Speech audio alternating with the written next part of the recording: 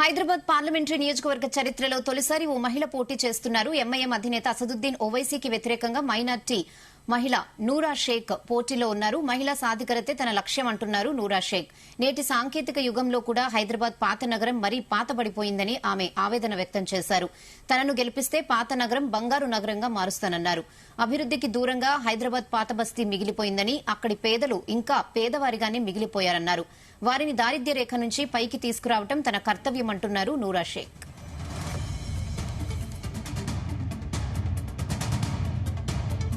Hyderabad కాన్స్టిట్యున్సీతో election చేయాలని ఎందుకు నిర్ణయించినారు, వీళ్ళే ఎందుకు గెలుస్తున్నారు అనేది ఈరోజు జూనియర్స్ వాళ్ళు క్వశ్చన్ ఇస్తున్నారు.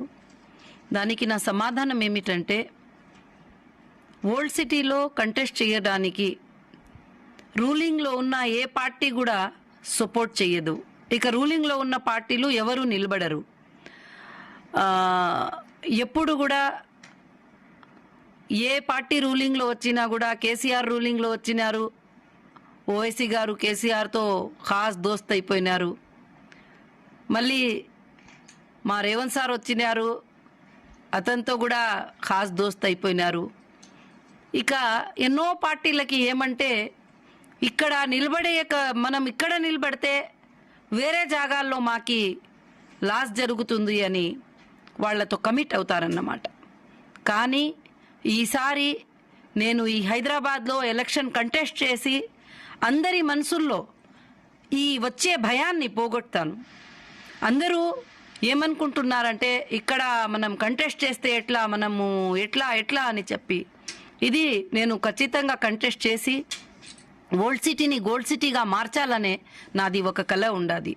అక్కడుండే మహిళలకి, అక్కడుండే స్టూడెంట్కి, అక్కడ పిల్లోళ్ళకి, అక్కడుండే అందరి ప్రజలకి మేలు కోరుతూ ఈ ఓల్డ్ సిటీలో జరిగే అన్ని అన్యాయాలు, ఈ కాన్స్టిట్యూన్సీలో జరిగే అన్ని అన్యాయాలని దూరం చేయాలని, ఈ ఓట్లు కూడా వేసే బూతుల దగ్గర కూడా అందరూ నిలబడి రౌడీయిజంగా అందరితో ఓట్లు వేపించడము, ఇవి అంతా మనం యూట్యూబ్లో సంవత్సరాల నుంచి చూస్తున్నాము. అంతా వీడియోస్ వైరల్ ఉన్నాయి. ఎవరు కూడా మా ఫ్యామిలీలో కూడా వెళ్ళి ఓట్లు వేస్తే, మీ ఓటు అయిపోయింది కదండి, 9 గంటలకే మీ ఓటు అయిపోయింది, 10 గంటలకే మీ ఓటు అయిపోయింది అని చెప్పి వస్తుంది. కానీ అందుకే ఈసారి నేను ఎలక్షన్ కమిషన్ ఆఫ్ ఇండియాతో కోరుతున్నాను, స్వయంగా మీరు ఒక యాక్షన్ తీసుకొని ఈ కమిటీ పైన, ఈ బూత్ల పైన, ఈ హైదరాబాద్ అసెంబ్లీ, ఈ హైదరాబాద్ లోక్సభ ఎలక్షన్ పైన ఇది పెట్టి అన్ని బూత్లకి జాగ్రత్తగా మెయింటైన్ చేయాలని నేను కోరుతున్నాను. హైదరాబాద్ కాన్స్టిట్యున్సీతో ఎలక్షన్